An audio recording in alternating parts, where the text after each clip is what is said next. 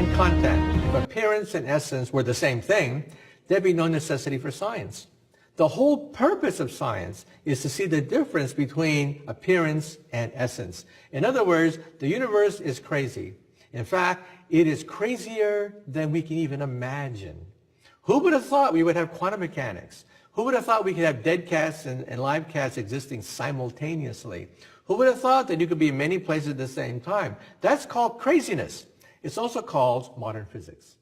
Yeah, well, I think it's those big questions. Theoretical physicists seem to come up against those throughout their entire careers. That's why I became a theoretical physicist. I wanted to bump up against those big questions. Constantly. And so that's another question I was really interested in, is that I've heard that the majority of theoretical physicists are incredibly spiritual and have a great appreciation for the concept of consciousness and the soul and the universe and where it came from, because these are the questions that they're constantly asking.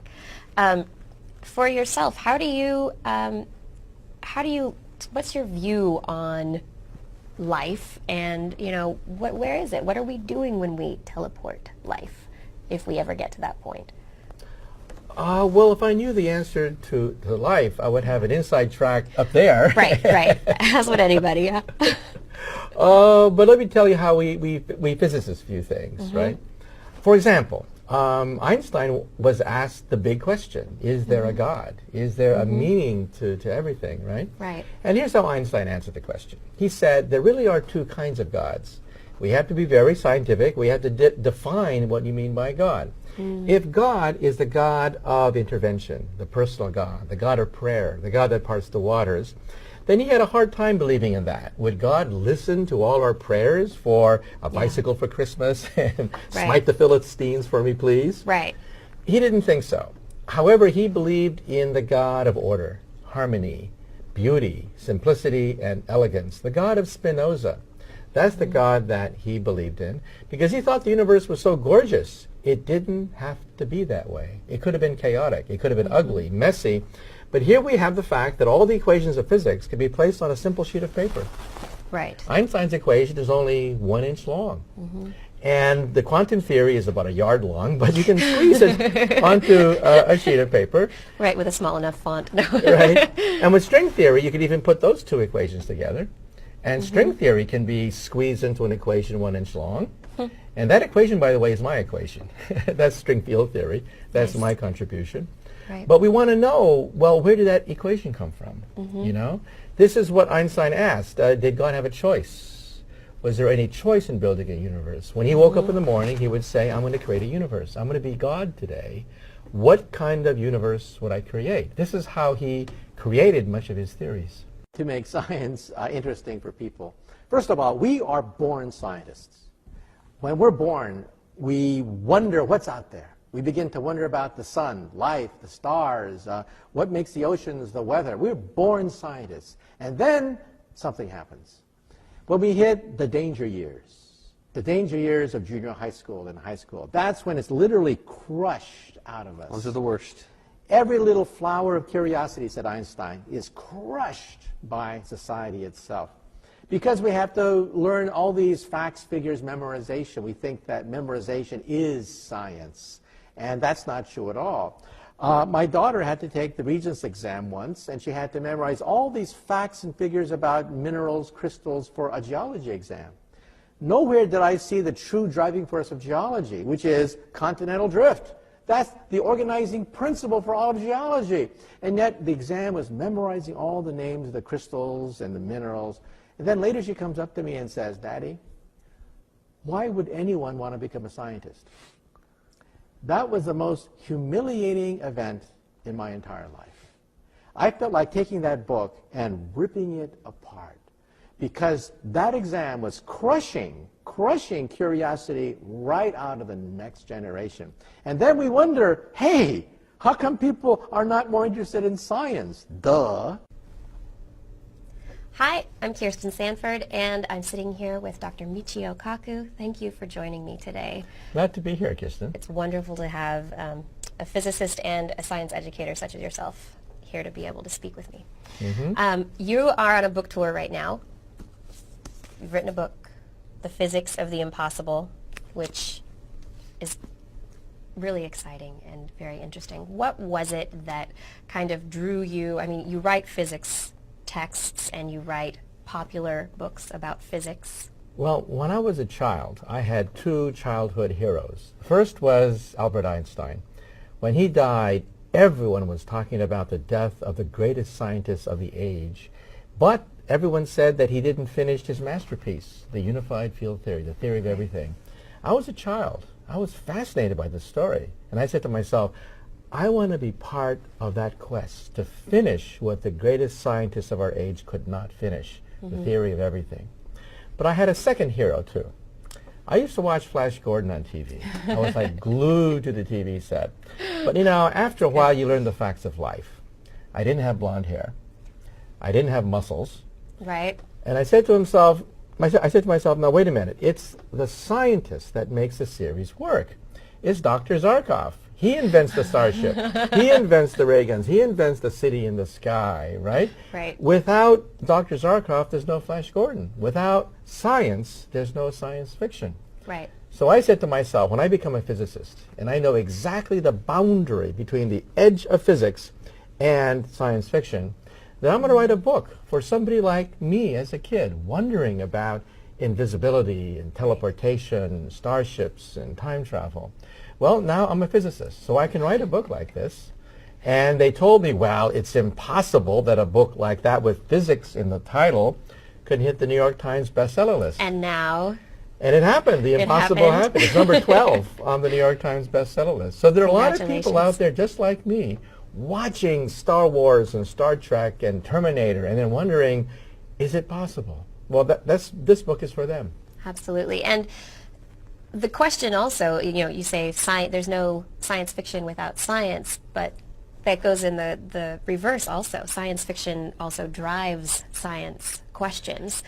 That's right. Take a look at Edwin Hubble. He's the greatest astronomer of the 20th century, discovered the expanding universe.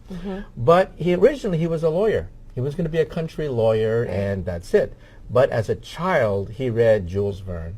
Okay. And he had a romance of the stars. And he quit being a lawyer, went to graduate school at the University of Chicago, and he was in a rush, a real rush, because he was, much older. And he said, I'm going to make some big breakthroughs, and he made the biggest breakthrough of the 20th century, the expanding universe, which gives us the Big Bang. Right, and it's led to so many other ideas about how the universe works, the concept of dark matter, dark energy, people looking at how far back time goes and what started everything out. Gee, this is all the things I do for a living. Yeah, I know. That's my day job. That sounds rough. When we physicists look in outer space for alien life, we don't look for little green men. We look for type 1, type 2, and type 3 civilizations. A type 1 civilization has harnessed planetary power. They control earthquakes, the weather, volcanoes. They have cities on the ocean. Anything planetary, they control. That's type 1. A type 2 civilization is stellar. They've exhausted the power of a planet, and they get their energy directly from their mother star. They just don't get a suntan on a weekend. They use solar flares. They use the power of the sun itself to energize their huge machines. Eventually, they exhaust the power of a star, and they go galactic. They harness the power of billions of stars within a galaxy. Now, for example, Buck Rogers would correspond to a type 1 civilization, a planetary civilization. Star Trek and the Federation of Planets, who have colonized a few star systems, would correspond to a type 2 system. And the empire of Star Wars would correspond to a type 3 civilization. Now, what are we on this scale? We are type 0. We don't even rate on this scale.